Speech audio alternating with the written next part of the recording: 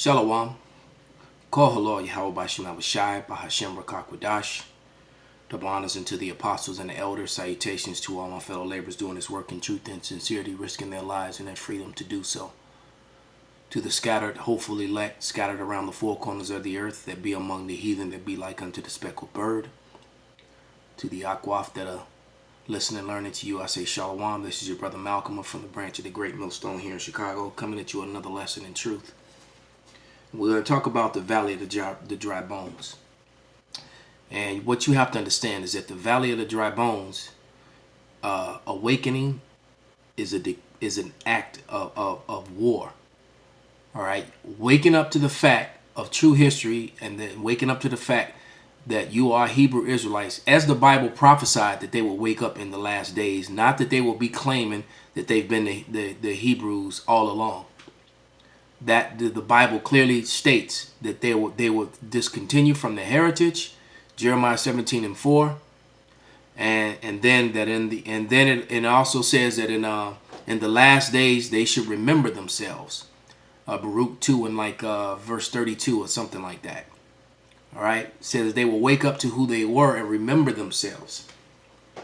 And this is an act of war, because we're living in a kingdom where the people who are claiming to be Israeli and all that other stuff, running and you hiding behind that word anti this and anti that, that these people indeed are what we say they are. They're imposters, and they know it. And it isn't. And you have to understand, they've established everything that they have based upon that lie, including the very platform that I'm using. So this video is in danger of being deleted, because there's a team of people at Google, at YouTube, and that is all that they do.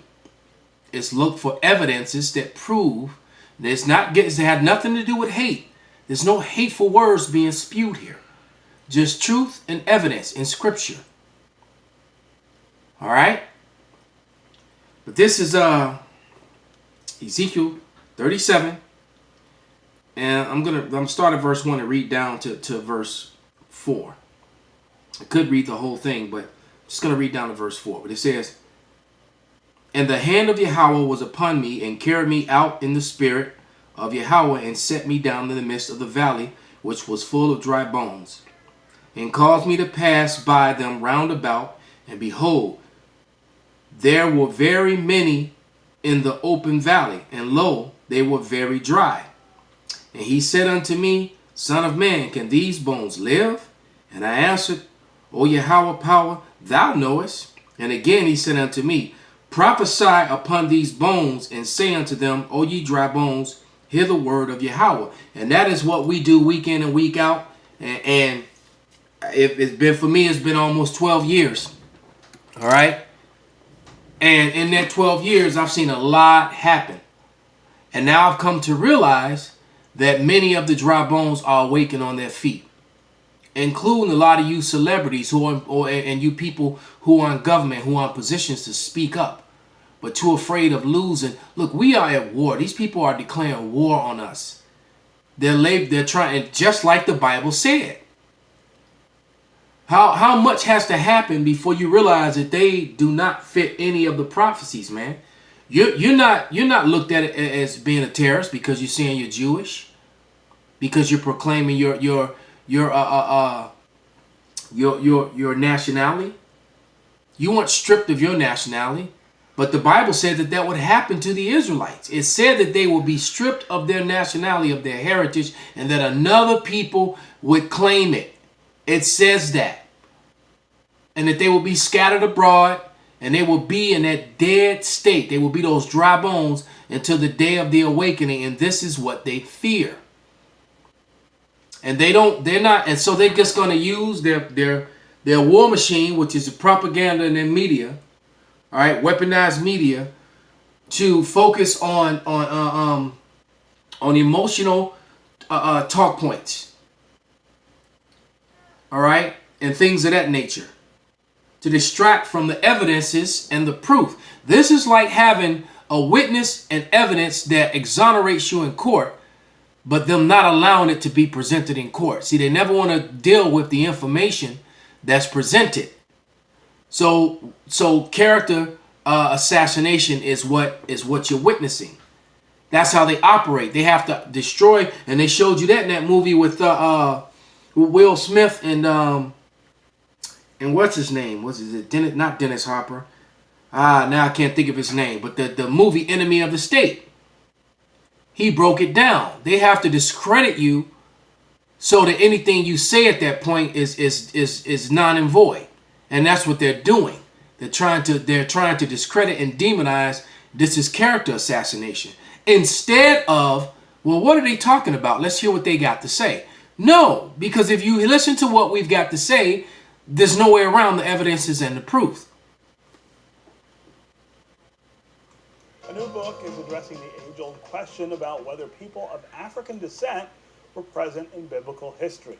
The Bible is Black History explores DNA evidence and the work of historians and scientists to prove that black people were part of the Israelite community in the Bible. The book claims the world's first man, identified as Adam, was a black man from Africa. My next guest is the book's author. Dr. Theron Williams is a pastor in Indianapolis and a Detroit native. Welcome to American Black Journal. Thank you, Steve. Yeah, so this is fascinating research. Yeah. This is something that I've heard people say for a long time, right? Sure.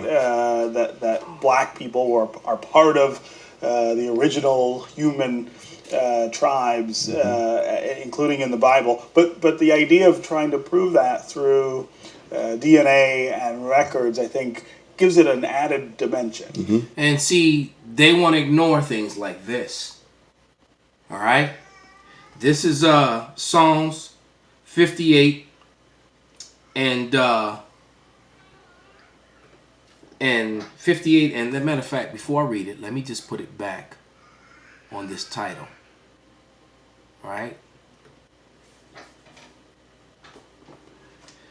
Psalms 58 and 3. And it reads, "The wicked are estranged from the womb. They go astray as soon as they be born, speaking lies. Their poison is like the poison of a serpent. They are like the deaf adder that stoppeth her ear." So when the history comes out, they stop up their ears. They don't want to hear the history. They don't want to see or hear the evidences that are presented. All right? They want to paint you in the picture that they want to paint you as and completely control the narrative and make you out to be a threat to all life. A bunch of men that stand around on the corners and prophesy to the dry bones with Bibles that don't bother anyone. All right? You may get cursed out, you know, if you come up rudely, all right? But as far as physically harming people, no, that's not what we do.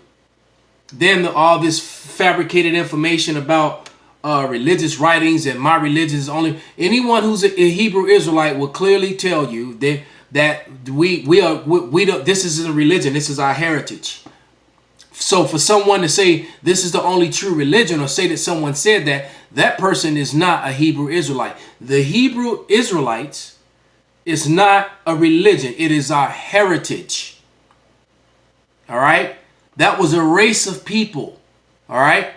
They're still around and they're still here today. And as the Bible said, they went into slavery on cargo slave ships and got scattered to the four corners of the earth. And now they are awakening. All right? That is what's happening. Let's